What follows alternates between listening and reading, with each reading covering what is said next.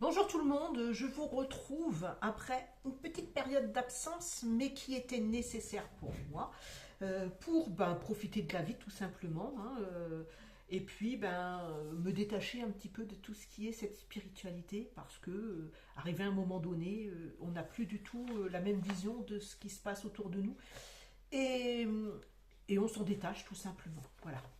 Donc je voudrais répondre aux questions qui m'ont été posées par rapport aux Elohim. Et ça fait longtemps que j'avais eu cette question et donc je voudrais vous en donner la version que j'ai eue. Alors ça m'a surpris aussi un petit peu parce que j'avais pas eu, je voyais pas ça comme ça, mais voilà. Donc vous prenez comme toujours ce qui vous correspond ou pas. Il faut voir que je ne suis pas vraiment dans dans la trame entre guillemets de ce qui se passe maintenant, et donc je suis un petit peu différente, donc ça peut vous sembler bizarre que je ne dise pas la même chose, mais je ne suis pas le courant de ce qui se passe, parce qu'il y a quelqu'un qui dit quelque chose que je vais répéter en fait, et donc moi je me base sur ce que j'entends, et, et d'ailleurs ça m'a surpris moi-même aussi. Donc voilà, question, qui sont les Elohim, leur nombre et leur action? Alors, leur nombre, ils sont un, 2, 3, 4, 4, 5, 1, 6, 7,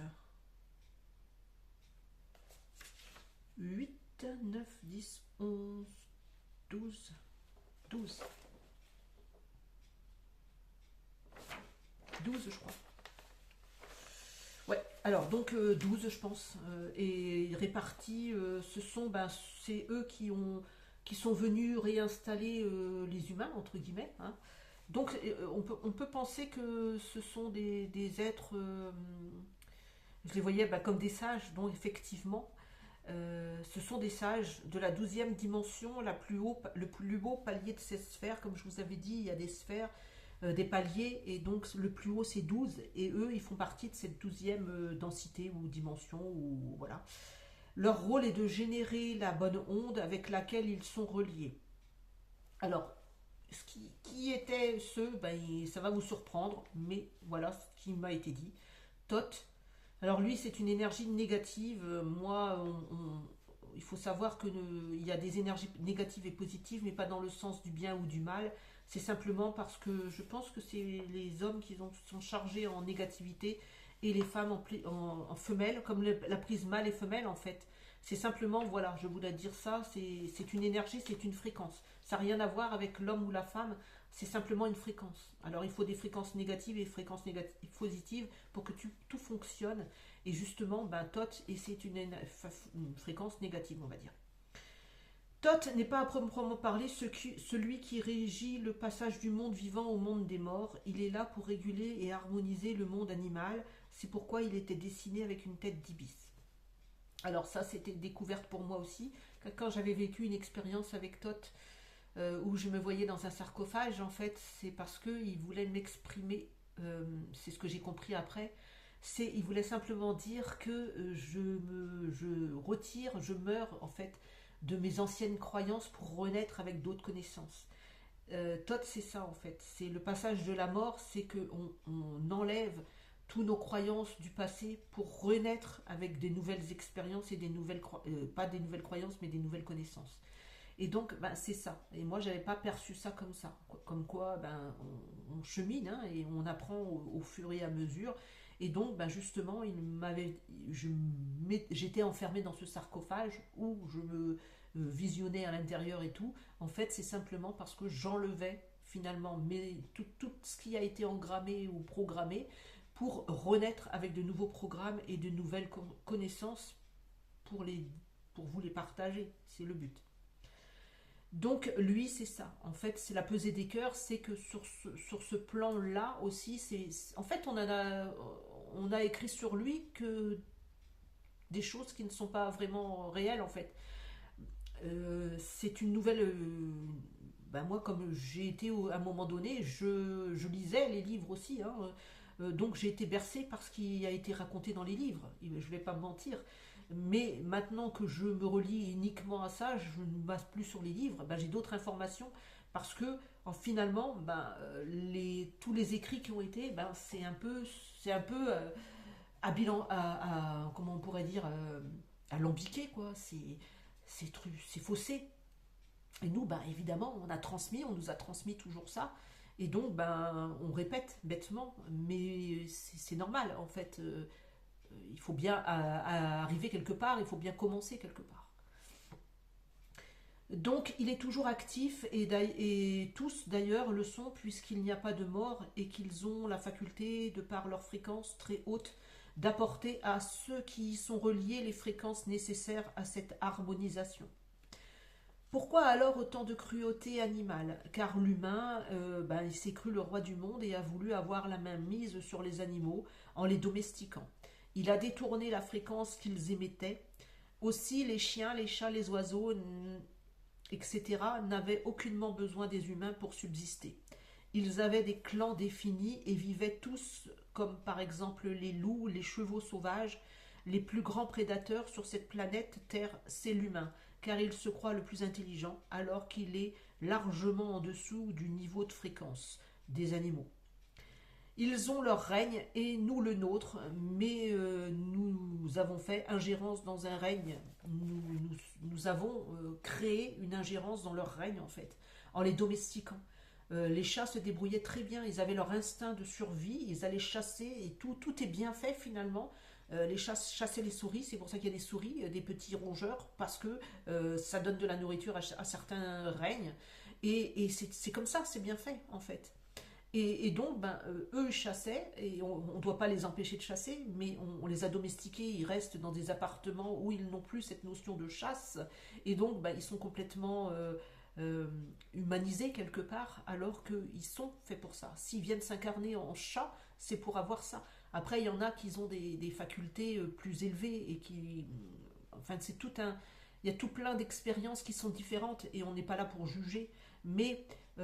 les loups savent très bien se débrouiller eux-mêmes. Ils ne sont pas nés dénutris ni rien. Ils ont tout à profusion. Ils savent se soigner. Ils savent tout. Les chevaux sauvages savent faire tout ce qu'il faut aussi. Tout ce qui est de sauvage savent le faire eux-mêmes. Ils ont leur instinct, mais ils ont été détournés de leur instinct quelque part.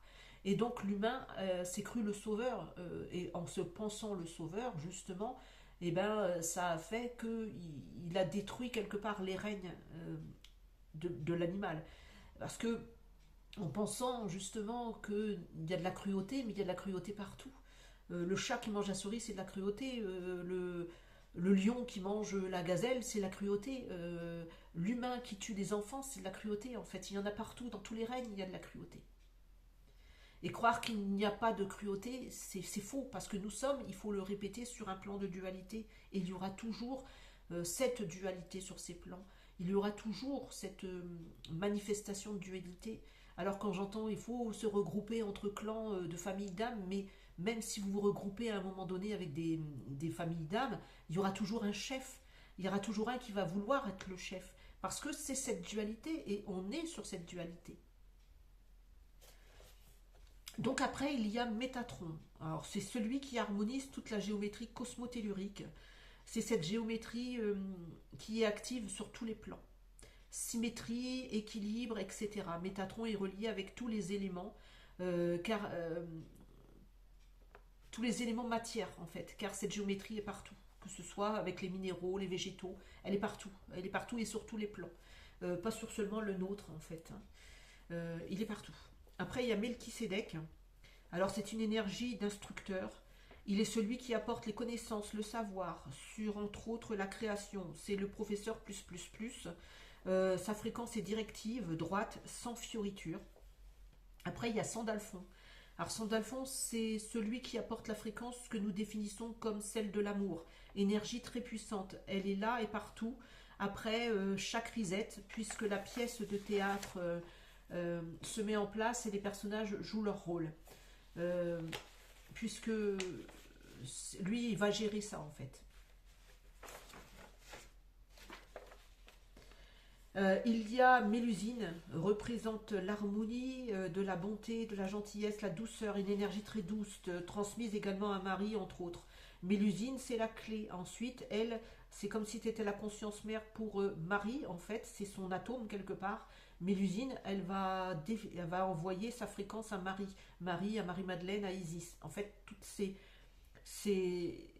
énergies qui ont existé, Isis, Marie et tout ça, en fait, on avait une connexion avec Mélusine. Il y a eu Zeus, l'élément subtil. Lui, c'est l'eau, le feu, le tonnerre, les éclairs, le vent, la tempête, l'air, la pluie. Et de Zeus descend Éole, en fait, le dieu du vent. Et la mythologie est exacte par rapport à Éole. Il y a beaucoup de choses qui sont fausses puisque les dieux n'existaient pas. Eux, ils étaient juste venus, en fait. Après, dans la mythologie, on a placé les Elohim comme des dieux, mais ce n'étaient pas des dieux. C'était simplement des fréquences, mais on les a catalogués comme des dieux. Et donc, non, justement. Mais bon, ça c'est une autre histoire. Après, il y a eu Arguédonite. C'est la santé, le corps physique, la structure cellulaire pour tous les corps. L'ADN, surtout l'ADN. En fait, il n'y a pas d'Élohim qui soit relié à la chasse, car la chasse n'existe pas. Donc ceux qui sont reliés à l'énergie de Diane, Athéna ou celle des guerriers, des Amazones et tout ça, sont reliés à des énergies de destruction quelque part. Alors il y a ces énergies de guerrières à un moment donné où on pense que c'est juste, mais tout est juste finalement. Mais il va y avoir quelque chose, des programmations à enlever par rapport à ces guerriers, tous ces guerriers, parce que eux ils ne vivent que par la guerre, donc ils vont vouloir toujours chercher la guerre, et donc ce sont des programmations aussi, hein, des programmations de destruction. Puisqu'à l'origine il n'y avait aucune lutte à avoir, la dualité n'est pas une lutte, ce n'est que de l'énergie de deux fréquences qui tantôt s'attirent et tantôt se répulsent. Le meurtre, la chasse, tout cela n'est issu que de l'invention d'un esprit torturé, car même si nous devons vivre des expériences dans le monde de dualité, il ne devait pas y avoir de la cruauté en fait. Ça a été créé de toutes pièces en fait. Hein. Ils ont rajouté une couche entre guillemets à cette cruauté. À cette dualité, ils ont rajouté une couche de cruauté en fait. À l'origine, la peine, la souffrance, la colère, etc. n'étaient que des signaux pour nous faire comprendre qu'il n'y avait plus d'équilibre. Comme un clignotant qui indique qu'un dysfonctionnement est en cours. Plus les énergies ont perdu de leur fréquence, plus les signaux ont augmenté, se sont amplifiés et de ce fait, ils ont déstabilisé l'équilibre. C'est pourquoi il y a cette confusion en ce moment. Donc il y a aussi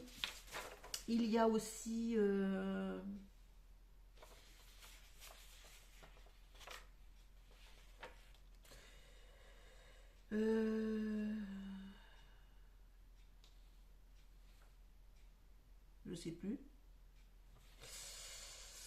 Pas une polarité plus une S qui s'occupe de toutes les lignes de reliance entre l'invisible et les lignes telluriques. Alors je ne sais pas qui est celui-là, mais bon.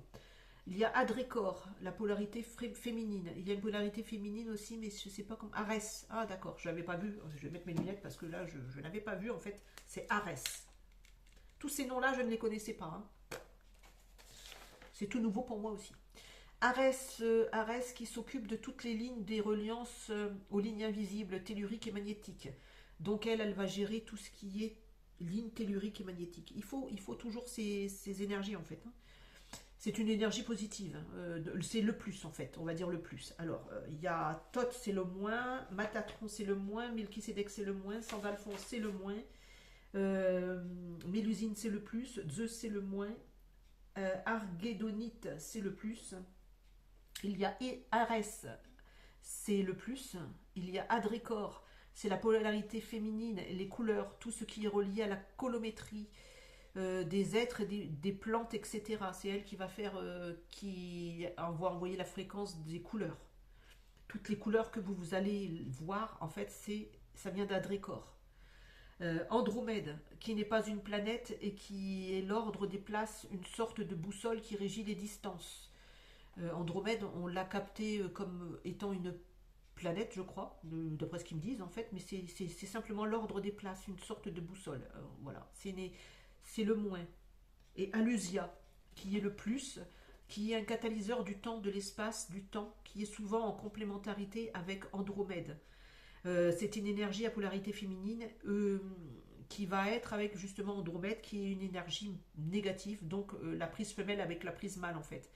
Lui va gérer l'espace-temps et elle va gérer. C'est une boussole en fait, et lui va gérer l'espace-temps en fait. Ils sont complémentaires. Il y a Eudalis qui gère les sentiments, la puissance de la fréquence intérieure, qui va ordonner le ressenti intérieur, une sorte de baromètre intérieur. C'est celle qui a la poésie, la créativité, qui va plutôt vous orienter vers la poésie, la créativité. Quand vous êtes dans un esprit plutôt créatif, de poésie et tout ça, vous êtes plutôt relié à Eudalis. Voilà. Quand j'ai écrit mon texte, je ne sais pas, j'étais peut-être lié à Eudalis, je ne sais pas.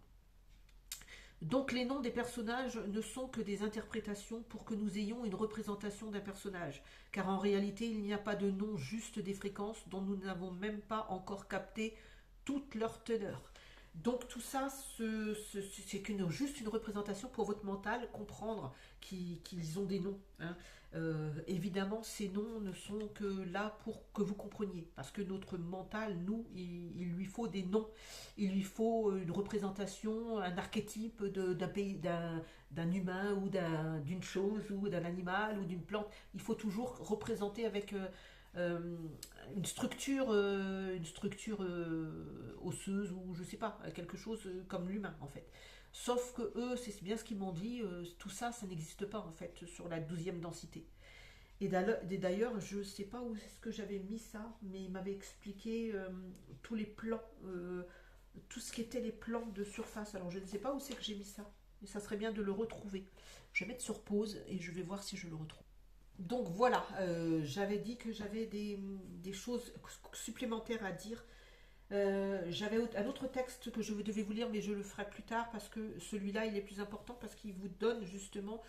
Donc je ne sais pas, j'ai pas remis en ordre, donc ça sera comme tel. Hein. Voilà.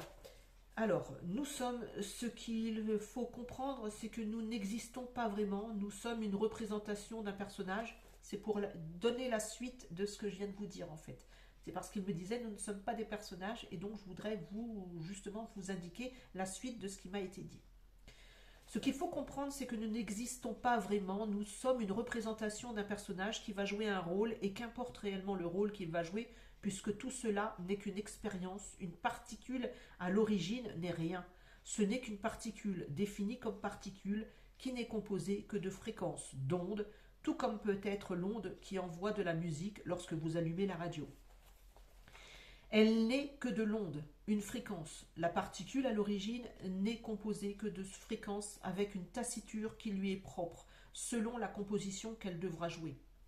Elle sera plus en fa, en do, en ré, tout cela sera prédéfini à l'avance avec l'atome. Nous pensons que nous avons une âme qui va, qui vient et qui est toujours l'âme. Cela est illusoire puisque c'est comme si vous gardez au fond le même personnage. C'est-à-dire une âme est égale à un personnage. Si vous pensez que vous êtes une âme et qui va partir ailleurs dans d'autres corps, en fait, c'est pas faux. En fait, il n'y a pas de... Vous croyez ce que vous voulez, en fait. Mais moi, je vous indique ce que je reçois. Voilà, vous le prenez ou vous le prenez pas. Hein. Donc, certes, ce personnage changera de forme au gré de ses incarnations. Mais il n'est là encore qu'un ultime personnage. Il n'est pas qu'un ultime personnage, en fait. Oubliez tout cela puisque la particule n'est qu'une onde, elle n'a pas de forme, elle dure le temps d'une expérience puis retourne à l'origine de sa matière première, l'atome. Mais elle n'a ni conscience ni forme, elle n'a que des données qu'elle a enregistrées au cours de ses expériences dont elle va enrichir l'atome mère qui lui va enrichir la supraconscience, le grand tout ou la source. Mais il vous faut concevoir que bien sûr, il n'y a pas qu'un seul atome, il y a une multitude d'atomes qui gravitent autour de la supraconscience et qui d'ailleurs y sont rattachés. Pas avec des fils invisibles, ils sont rattachés à cette source par la fréquence qu'elle génère. C'est l'aimant qui attire les autres particules attractivité, répulsivité. Elle les attire puis les répulse. Dans chaque sphère, il y a deux sources mères qui sont elles-mêmes dépendantes de la supraconscience. Cette sphère a des niveaux de conscience à traverser. Chaque palier va engrammer des informations. Pour monter ces paliers, il faut évacuer les anciennes informations. Sans cette vidange, en quelque sorte, il ne peut y avoir d'autre compréhension. Ne demeurent que des croyances. Si vous vivez avec les mêmes croyances instaurées au cours d'une multitude de passations ou de legs transgénérationnels, entre autres, vous gardez des mémoires complètement obsolètes. C'est pourquoi garder la même information, c'est presque une hérésie, puisque dans ce cas-là, vous ne pouvez évoluer sur d'autres champs de conscience. La planète Terre est un théâtre à ciel ouvert, en l'occurrence fermé par un dôme, puisqu'elle a été définie comme telle. L'humain va toujours chercher à savoir qui l'a créé. Pourquoi? Parce qu'il est régi par le mental ego, qui est l'âme centrale de ce corps physique, et en éliminant les dogmes, en éliminant les croyances, vous effacez petit à petit cette âme qui n'est que l'ego finalement. Pourtant, lui fera toujours partie de ce personnage que vous allez jouer en prenant le rôle d'un avatar, puisqu'il a été défini ainsi dans cet espace confiné qu'est la Terre. Cet ego, il sera toujours là. Même si vous le mettez de côté, il sera toujours là, puisqu'il est défini comme ego. Et c'est en quelque sorte cette âme de ce corps. Ainsi, nous ne pourrons jamais éliminer la dualité en étant dans ce corps physique, puisque nous sommes régis par les lois qui accompagnent cet espace, ce plan. Il faut comprendre que nous ne pourrons nous expulser sur un autre champ fréquentiel qu'en perdant ce corps physique. Seule la conscience supérieure, qui n'est autre que l'atome mère avec laquelle vous êtes connecté, va vous extraire de ce plan. Mais c'est dans ce corps physique et en faisant l'expérimentation que vous allez comprendre que finalement tout n'est qu'une illusion, un jeu virtuel dans lequel nous évoluons afin de vivre des expériences. Et ce qu'il y a de primordial à comprendre, c'est qu'il n'y a aucun jugement à apporter sur telle ou telle situation que nous explorons, que ce soit vous personnellement ou un autre que vous, puisqu'en réalité, il n'y a que des simulations et il n'y a réellement ni mauvaise ni bonne action. Il n'y a qu'une expérimentation définie à l'avance et qui doit être vécue comme elle a été prédéfinie. Aujourd'hui, je vais incarner un personnage bon, humble, une sorte de guide. Mais avec une autre particule, je pourrais jouer le rôle de dictateur, de sanguinaire, etc.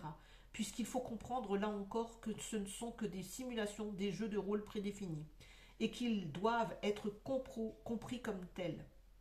Nous n'existons réellement que par la prise de forme d'un personnage que nous allons interpréter.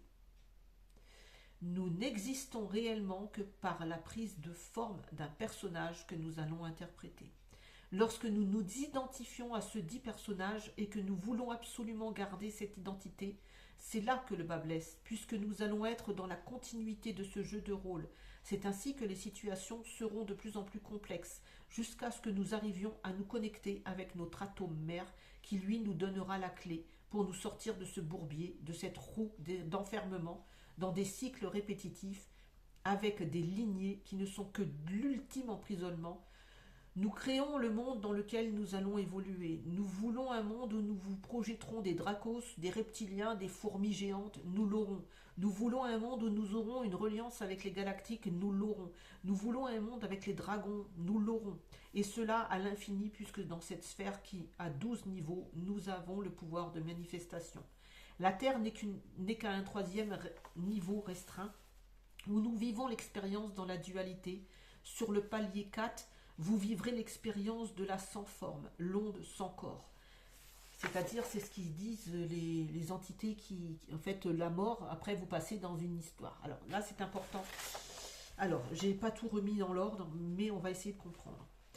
Sur le palier 4, nous vivons l'expérience du sans-forme, l'onde sans corps, c'est-à-dire que nous perdons notre corps physique. Dans le 5, dans ce que vous appelez la 5e dimension, en fait, vous vivez l'expérience de l'acceptation des deux polarités. Dans la 6, c'est l'amour, une sorte de pays d'harmonie. Dans la 7, c'est l'exploration des couleurs. Dans la 8, c'est l'équilibre. C'est pour ça que je vous disais, on n'est pas sorti tant qu'on n'a pas passé la 8e densité. La 9, c'est la fin des expériences. La 10, c'est la synthèse. La 11, c'est la récupération. La 12, c'est la mise à niveau, le reformatage. Euh, il y a des différences entre niveaux de dimension. La troisième dimension a différents paliers de conscience, alors que les niveaux sont des autres espaces-temps, des autres lignes de temporalité où la manifestation sera différente. Il n'y aura plus les représentations que nous avons en tant qu'être humain. Il n'y a que dans cette dimension-là, mais il y a plusieurs paliers dans cette dimension. C'est pour ça qu'il y a plusieurs personnes qui ont des consciences différentes, puisqu'il y a plusieurs paliers. Tous ces niveaux doivent être bien définis et compris pour avoir l'accès à d'autres sphères, avec lesquelles pour le moment je n'ai aucune information, car ma compréhension n'est pas encore aboutie pour en comprendre le sens.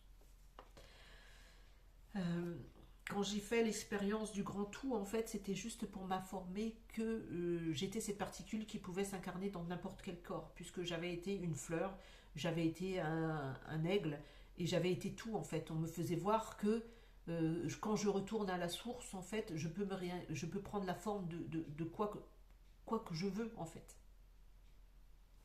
Nous sommes une particule sans forme, qui ne va prendre la forme qu'en s'incarnant dans l'enveloppe qu'elle va occuper, humain, animal, végétal et minéral. Seule cette forme peut se manifester en tant qu'être défini comme tel, puisque chaque être ou chose qui est manifesté a une forme et donc une fréquence. Un crayon a la fréquence de ce qui le caractérise. Du bois, du plastique, de l'encre, du charbon, tout ce que nous pensons être inerte, en réalité vit, d'où l'expérience du grand tout, puisque tout est fréquence et onde scalaire définies comme électricité et magnétisme.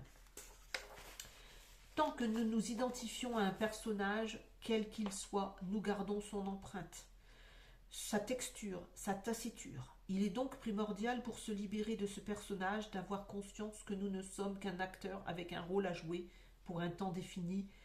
Si nous voulons garder ce rôle, automatiquement, il y aura des fritures sur les ondes, car nous perdrons de notre fréquence initiale. Alors viendront se greffer des interférences, qui induiront des informations avec des fréquences qui ne nous appartiennent pas. Il y a à ce moment-là des connexions multiples avec des fréquences multiples, elles aussi qui peuvent être hautes ou basses, car nous pourrons capter à ce moment-là une onde de colère, une onde de jalousie, etc.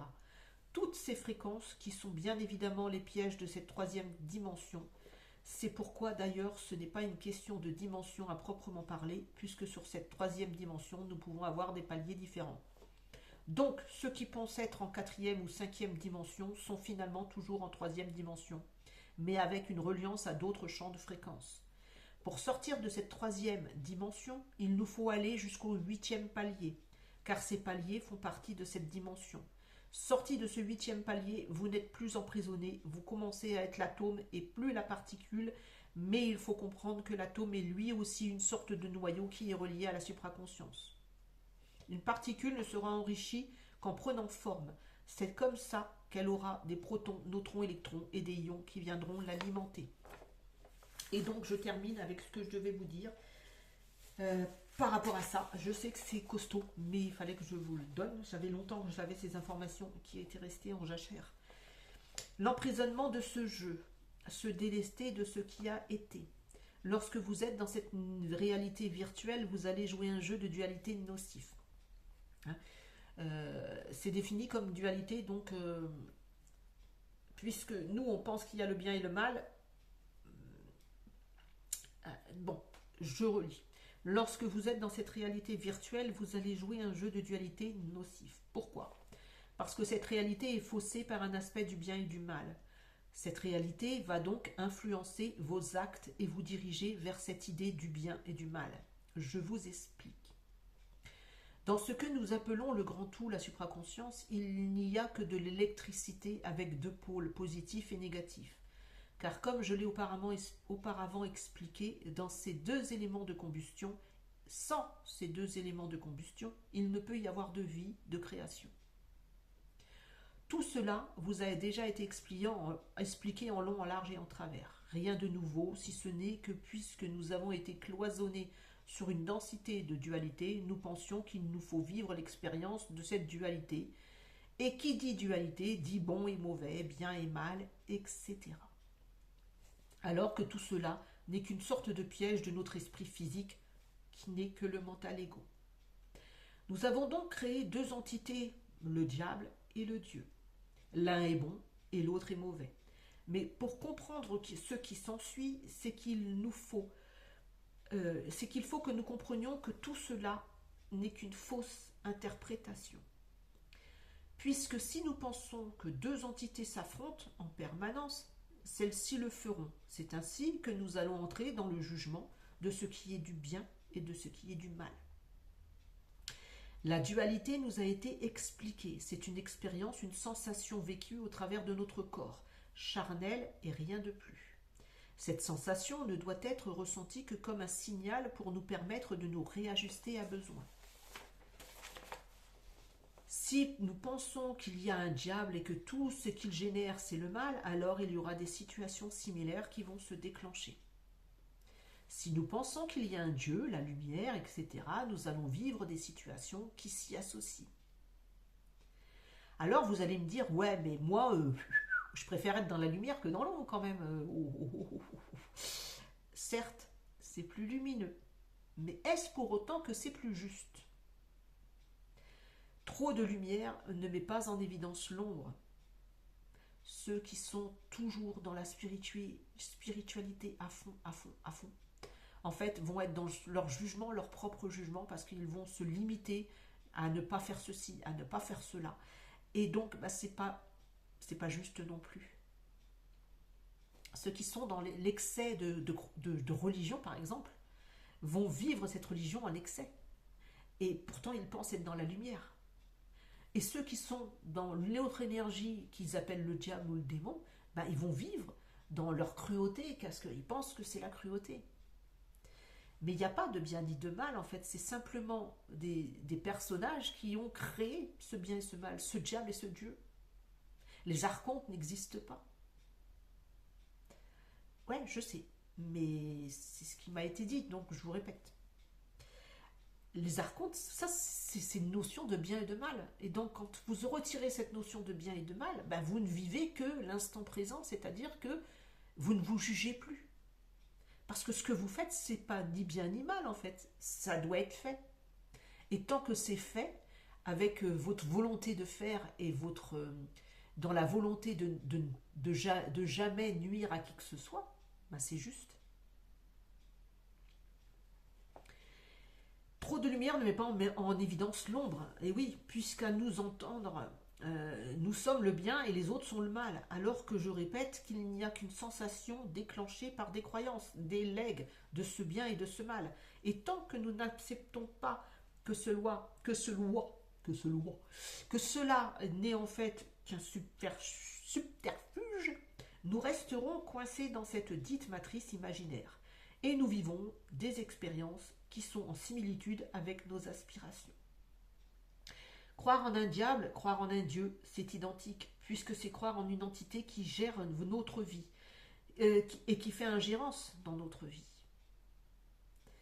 Quand vous lisez cette Bible, il ne faut pas faire ci, il ne faut pas faire ça, parce que Dieu est éternel, et Dieu, et il n'y a que lui. Il faut choisir les plus bons animaux pour les mettre en sacrifice. Mais un sacrifice, mon Dieu. Enfin bref, je m'éloigne du sujet. Croire en un diable ou en un Dieu, c'est identique, puisque c'est croire en une entité qui gère notre vie. Point barre. Le jugement est destructeur. Que nous soyons dans un positionnement ou dans un positionnement du bien ou du mal, c'est idem en fait. Puisqu'à proprement parler, il n'y a ni bien ni mal. Ainsi, pour sortir de cette dite matrice, il faut que nous l'acceptions. Sinon, nous serons ad vitam aeternam des pions d'un jeu d'échecs, où se joue une lutte perpétuelle de ce bien contre ce mal. Les religions sont destructrices, et qu'importe la religion à laquelle nous adhérons, puisqu'il n'y a au final que de l'énergie à haute ou basse fréquence, et qu'il nous faut équilibrer cette haute et cette basse fréquence en permanence, pour ne pas sombrer dans de la croyance à outrance. Il n'est ni question de Dieu ou de démon, il est simplement question de ions à polarité positive et négative. Les ions n'ont pas de religion. Nous sommes des particules, ne l'oublions pas. Les particules, ils n'ont pas de religion, ouais. Les ions doivent accomplir un circuit pour lequel ils sont amenés à expérimenter, à se nourrir de fréquences, à accroître leur champ fréquentiel, puis se connecter à leur carte mère. Il y avait une question de Philippe justement par rapport à ça. Sommes-nous des pions? Je dirais oui et non, puisque tout va dépendre de notre niveau de conscience. Si nous continuons à expérimenter ce bien et ce mal, nous serons confrontés à des expériences similaires, c'est-à-dire que nous serons des pions. Parce que on est sur l'échiquier, et qui dit échiquier, il y a le blanc, il y a le noir, il y a le bien et le mal. Et ça représente bien en plus un échiquier.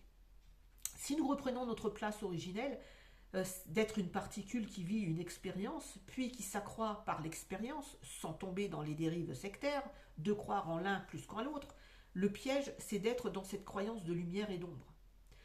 J'y ai longtemps cru, puisque j'ai été bercée par ces énergies, mais je suis contente d'avoir retenu la leçon, car à croire à un sauveur, croire à quelqu'un d'extérieur, c'est me relier à des entités qui sont au final ni bonnes ni mauvaises.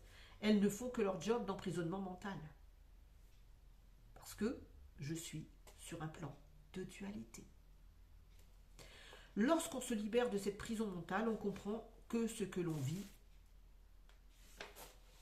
est en premier lieu une expérimentation qui va nous faire croître en fréquence et que ces fréquences finalement sont les nôtres depuis le début, puisque nous sommes cet atome.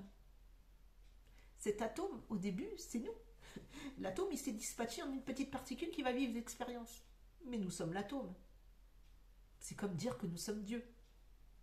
Mais puisque Dieu, on n'a plus cette notion de Dieu, parce que Dieu, c'est un personnage extérieur qui nous gère en quelque sorte, mais un atome, c'est la représentation électrique en fait.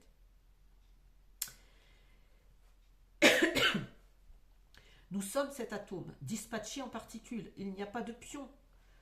Nous ne sommes pas des pions, sauf pour ceux qui se rattachent à cette énergie de croyance. Nous sommes l'atome, qui lui-même est relié à la supraconscience. Elle-même va nous fournir l'électricité nécessaire pour que nous fassions des découvertes, sur des plans réducteurs comme en ce moment, ou sur des plans élévateurs. La supraconscience va générer des atomes.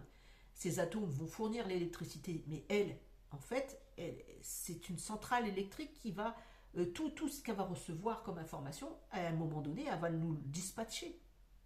Donc c'est un vase communicant.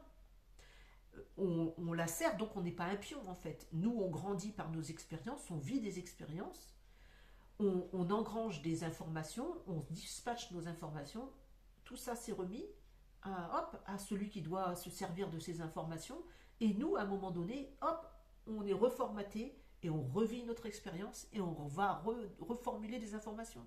Mais nous sommes déjà à la base cette supraconscience, donc il n'y a pas de pion en fait, puisque nous sommes la supraconscience.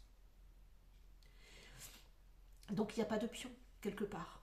Mais il faut comprendre que nous sommes des particules. Nous ne sommes pas un corps, personnage.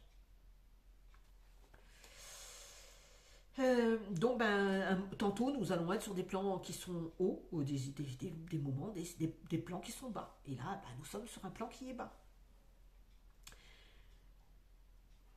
Sur des plans réducteurs comme en ce moment, ou sur des plans élévateurs, dont je n'ai pas encore la teneur, puisque maintenant là, dans qui je suis, j'ai une notice qui est d'informer. Et moi, ma notice d'information, d'avant mon incarnation, cette notice était, tu dois informer les gens. Donc, j'informe les gens. Cette notice que j'avais oubliée et que j'ai retrouvée, puisque je ne savais pas que j'allais informer les gens en fait. Je l'ai retrouvée. Mais cette notice, elle était là en moi. Je fais confiance à cette fréquence qui me fait grandir. J'accepte d'être cette petite particule de vie qui a pris forme pour vivre une expérience qui me semble avoir été juste dans ce que j'ai vécu, car je devais en comprendre le sens caché. Chaque expérience que j'ai vécue, elle m'a fait grandir en fait. Il fallait que ça se fasse par palier. Donc je ne pouvais pas sauter du coq à l'âne. Il fallait que je vive ces expériences pour en comprendre la teneur. Parfois nous détenons une notice en japonais alors que nous sommes français. La traduction peut être longue et sembler irréalisable, mais à force de volonté, nous arrivons à décrypter ce qui nous semblait trop beau pour être vrai. En fait, nous avons une notice et là, c'est pas la même langue, donc c'est compliqué. Donc on va chercher pour comprendre. ce qu'il faut faire. Mais parfois, bah, cette notice, ça va nous donner des choses. C'est comme les trucs, comment ça s'appelle ça, les meubles en kit. Donc, vous allez y arriver finalement. Vous allez emprunter un autre chemin, vous allez y arriver. Des fois, cette notice, elle est tellement compliquée qu'on ne peut pas y arriver. Mais on emprunte un autre chemin. Et le but, finalement, c'est que cette notice, que le meuble soit monté en fait. La notice, on l'a à la base. Mais cette notice, ce qui va faire la différence avec cette notice, c'est ce qu'on appelle les lignes de temps différents. En fait, c'est que selon notre compréhension et notre cheminement, eh ben, cette notice, ça sera différente pour chacun. Même si à la base, il y a une notice écrite, mais elle peut très bien être écrite en japonais. Et comme moi, ben, je ne suis pas japonaise, je vais la traduire en français, mais ça ne sera pas correct peut-être dans la langue initiale. Mais n'empêche que le meuble, à la fin, il sera construit. Et il sera solide. Même si je n'ai pas emprunté la même version pour le construire que ce qui a été écrit dans la notice. Et c'est ça les lignes de temps, en fait, finalement. C'est de faire en sorte que la notice est en nous. Ah, j'avais pas compris ça, mais il m'explique en même temps. Donc, c'est ça. C'est ce qui fait que on a toujours la possibilité d'emprunter un autre chemin, mais la notice sera toujours la même parce que le meuble, à la fin, il sera le même. Il sera construit, en fait. N'oublions pas que la beauté n'est qu'extérieure et qu'elle est souvent à l'heure pour nous attirer dans une toile d'araignée dont on ne pourra se dépêtrer. Là est l'enjeu du jeu de cette création dans cette dimension.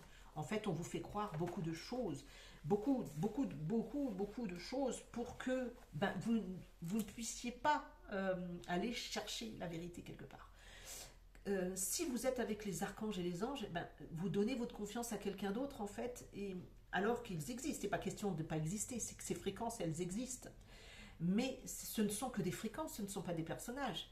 Et qu'il va falloir comprendre que c'est vous-même qui vous reliez à ces fréquences. Ce n'est pas eux qui viennent vous aider, c'est vous qui montez en fréquence pour vous relier à ces fréquences. C'est différent. Mais si vous pensez qu'ils vont faire le travail pour vous, bah, arrivé à un moment donné, vous allez capter quelqu'un d'autre qui va vous donner ce que vous voulez. Mais est-ce que vous aurez pour autant compris la leçon? C'est bien d'avoir ouais, moi je veux ça. Ah ben je l'ai. Ouais, moi je veux ça. Ben je l'ai. Ah ben c'est super, je l'ai. Mais c'est trop beau pour être vrai. Parce qu'on n'a pas été chercher au fond de nous vraiment, en fait. Et donc c'est ça l'enjeu, c'est pour ça qu'il vous dit c'est trop beau pour être vrai. Faire attention à tout ce qui est trop beau. La lumière, ah, je vais vers la lumière, c'était magnifique. Et c'est pour ça que des fois, ceux qui font des... je ne dis pas pour tout le monde, mais des fois, ils vont dans des paradis ou des choses comme ça, en pensant qu'ils sont ben, avec Dieu ou avec ceci, mais parce que on leur fait voir du beau. On leur fait voir du beau, parce qu'ils vont redescendre, ils vont dire, ah, j'ai vu ça, j'ai vu ça.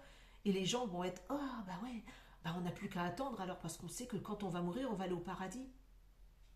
Et c'est là le piège, finalement, c'est de croire que ben, c'est tellement beau, c'est tellement vrai. Ah bah ouais, mais j'ai rien à faire en fait finalement. J'ai pas à rechercher puisque bah, j'ai compris qu'il y a Dieu et qu'il y a le paradis qui existe et puis là-bas c'est trop beau pour être vrai. Donc je vais attendre. Je vais attendre. Je vais vivre ma vie, je vais attendre. Mais je vais pas chercher pourquoi il y a ça, pourquoi il y a ça. Là est l'enjeu. Là est l'enjeu. Et tant que ben, on se prend un personnage et qu'on garde ce personnage emprisonné dans une âme et qu'on pense être une âme, eh ben on peut pas évoluer autrement en fait. On va être piégé à un moment donné, ne serait-ce que quand on va trépasser quelque part, on va aller où on nous a dit, parce qu'on nous a dit qu'il fallait aller là ou aller là, alors que non, il simplement retourner à son atome mère, simplement en fait, c'est tout simple.